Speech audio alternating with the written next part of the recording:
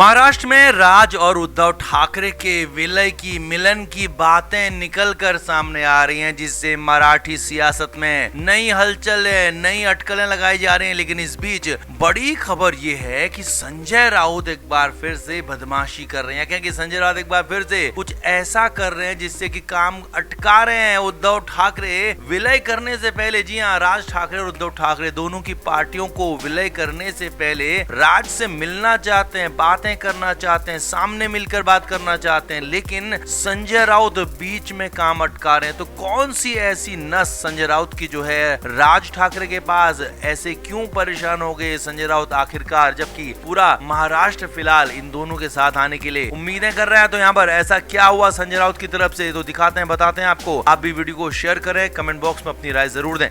तो राज ठाकरे ने एक इंटरव्यू में कहा था कि उनके राज ठाकरे के उद्धव ठाकरे के साथ आने पर कोई बड़ा विवाद नहीं है। महाराष्ट्र के विवाद बड़े हैं और हमारे मतभेद बहुत छोटे हैं, इनको मैं बुला सकता हूं। तो वहीं उद्धव ठाकरे ने भी इसके जवाब में कहा था कि मैं भी विलय के लिए मिलने के लिए तैयार हूं, लेकिन हमें साथ आना है तो फिर साथ ही रहना है, और ऐसा नहीं कि हम आज साथ हैं तो कल एक दूसरे का विरोध करने लगे। ऐसा बिल्कुल नहीं चलेगा। यानी कि एक तरह से राज ठाकरे और उद्धव ठाकरे दोनों ने खुले दिल से कह दिया है कि हम साथ आ सकते हैं, साथ मिलकर चुनाव लड़ सकते हैं और एक पार्टी में भी रह सकते हैं। लेकिन अब इस बीच में उद्धव ठाकरे और राज ठाकरे के विरोधी, या कहें कि सत्ताधारी बीजेपी, यहाँ तक कि शिंदे गुट भी अभी ये कह रहा है कि उद्धव ठाकरे और राज ठाकरे एक हो जाते हैं तो इसमें किसी को कोई दिक्कत नहीं, उनको खुशी होगी। लेकिन सबसे ज्यादा दिक्कत हो रही है संजय राउत को। संजय राउत के हाल खराब हो चुके हैं, अब तो बात खुलकर सामने आ चुकी है, बाहर आ चुकी है। इस विलय से किसी को परेशानी हो रही है तो सबसे ज्यादा वो संजय राउत ही है। जी हाँ, राज ठाकरे के पास संजय राउत की ऐसी कौन सी नस है जो राज ठाकरे ने दबा रखी है, जिस वजह से संजय राउत नहीं चाहते कि राज ठाकरे साथ में आए, पास में आए और एक बार फिर से उनके ऊपर हुकूमत चलाएं।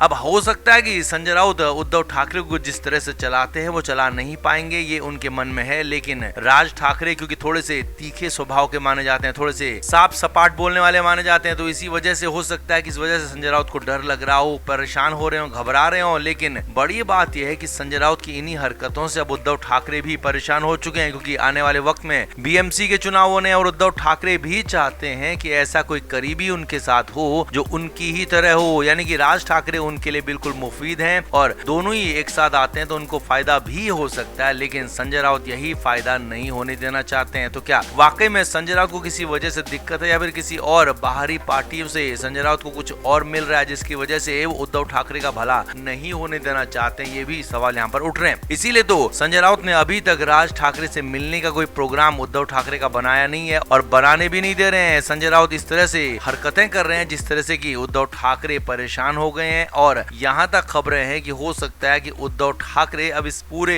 काम का जिम्मा अपने बेटे आदित्य ठाकरे को सौंप दें और उसके बाद ही हो सकता है वो आगे बढ़े। तो कुल मिलाकर संजय राउत की वजह से एक बार फिर मामला अटक रहा है, ये साफ बात दिख रही है। और आप क्या मानते हैं, क्या वाकई में दोनों उद्धव ठाकरे और राज ठाकरे एक आने से क्या महाराष्ट्र की सियासत बदलेगी, या फिर इन दोनों भाइयों की सियासत में अब कुछ नहीं बचा है? आप क्या मानते हैं? कमेंट जरूर करें, वीडियो को शेयर भी करें।